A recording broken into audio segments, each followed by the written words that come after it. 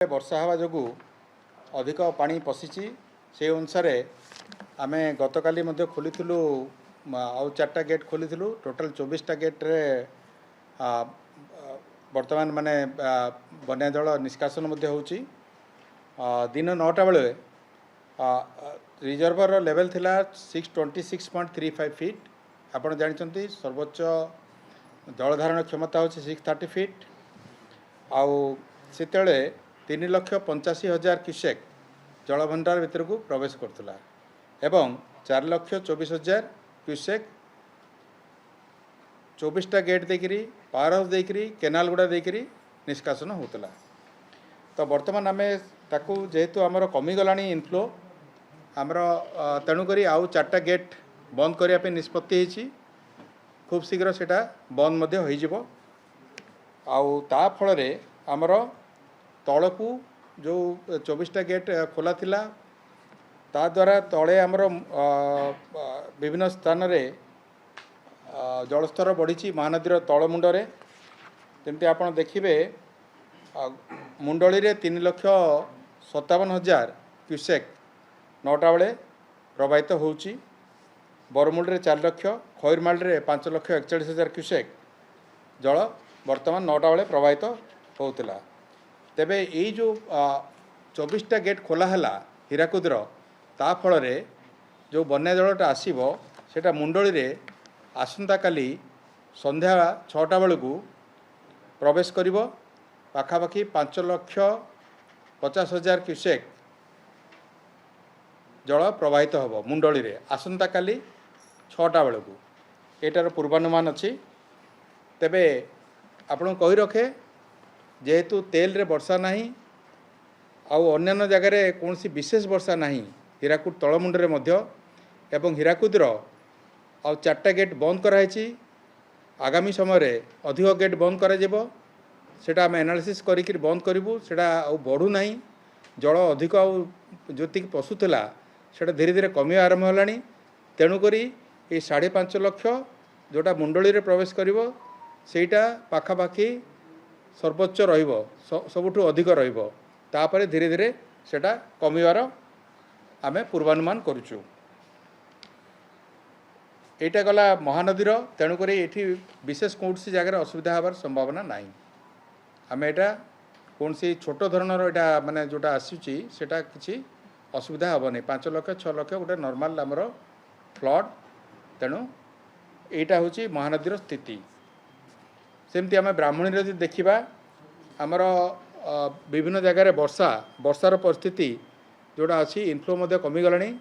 Rengali dam रे 2टा gate देकर जल निष्कासन होता 3,692 क्यूमेक डिस्चार्ज होता 2,666 इनफ्लो माने जलभंडार भीतर को एति क्यूमेक्स प्रवेश करथिला 2,166 क्यूमेक आ जलस्तर थिला 152.52 मीटर जेतले कि आमर सर्वोच्च जलधारण क्षमता होची 123.5 मीटर। तेबे यही जो जलभंडार को जो पानी प्रवेश करुच्ची जल प्रवेश करुच्ची सेटा जेहेतु कमी गलानी आमे आउ गोटे गेट आज बंद करुचु। वर्तमान 2टा गेट चलुला वर्तमान गोटे गेट आमर चलिबो। तो यहाँ मुख्य आमर जोटा 2टा बंध ता बाबद कहली। विभिन्न नदी गुड़ाकर जो स्थिति देखिबा कौन सी जगार बन्या नहीं केवल जोटा जलका गतकाली थिला विपद संकेत उपरे सेटा एबे 10टा बेले ठीक विपद संकेत 6.5 मीटर रे अच्छी आ सेटा तलकू खसुची खसवा ट्रेंड रे अच्छी। तेणुकरी नेक्स्ट घंटे 2 घंटा बेलू सेटा मध्य विपदमुक्त हो। आउ अन्य जगार आपण जो धरिबे ब्राह्मणी बैतरणी बुढ़ाबलंग सुवर्णरेखा ऋषिकुल्या वंशधारा सबु जगार नदी रे जलर स्तर विपद संकेत ठारू यथेष्ट तलरे रही। तेणुकरी कौन सी जगार बन्या परिस्थिति नहीं। आमे जदि जलभंडार स्थिति देखिबा आमर मेजर जो रिजर्वर अच्छी 8टा से भितरू 3टारे 50% तले माने आमर जलभंडार संचित होईची। आउ 50% रु 75% भितर 2टा आउ 75% रु 100% भितर 5टा क्षमा करेंगे बिलो 50% गोटे जगार अच्छी तेणु मीडियम रिजर्वर 48 नंबर्स अच्छी ता भितर एबो 75% 26टार अच्छी आउ 50 टू 75% भितर 12टा आउ 50% तले 10टा अच्छी सेटा पार्टिकुलाली जोटा नुआपड़े एवं गंजाम रे एटी टी वर्षाटा अन्य जिला तुलन टी कम अच्छी तेणु सेटा कम अच्छी तेणुक ओभरऑल आम जो देखा विभिन्न जलभंडार स्थिति संतोषजनक रही गतकाली कौन सी प्रकार वर्षा विशेष वर्षा कौन सी जगह है ना आम वर्षार परिमाण एवं तार प्रकार ये बहुत गुटे कमी जाइए प्राय 10टा मात्र ब्लॉक हेडक्वार्टर्स रे 50 mm रु अधिक वर्षा होती एवं कौन सी ब्लॉक रे 100 mm रु अधिक वर्षा है ना तेणु वर्षार परिमाण धीरे धीरे कमुची आगामी दिन जोटा IMD फोरकास्ट करछन्ते आम पाखरे अच्छी आगामी 7 दिन जाए कौन सी जगह वर्षार पूर्वानुमान करा जाए नाही तेणु आमे आशा करूचु जे विभिन्न नदीर स्थिति जोटा अच्छी जोटी भी जलस्तर जी अधिक अच्छी आगामी दिन में ता देहरे व्यापक सुधार आसीबो एवं कौन सी प्रकार असुविधा हेबार आमे संभावना देखुना हूँ।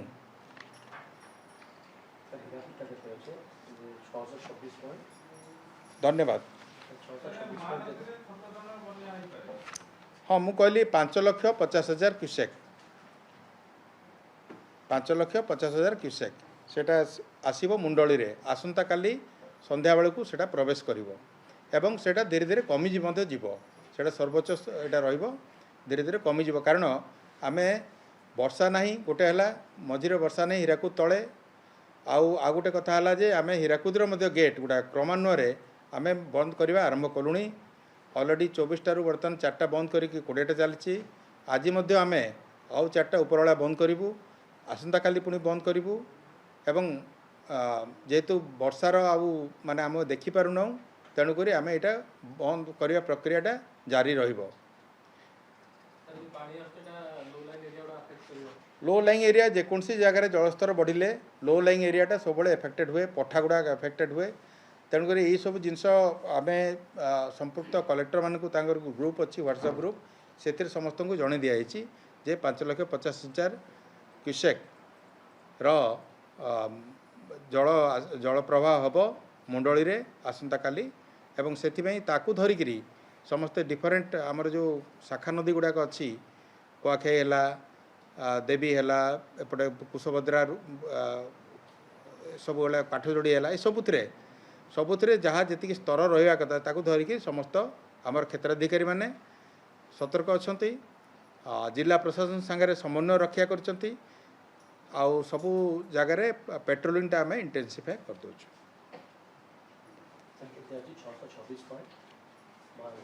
35 10टा बेले आहरी बदली है।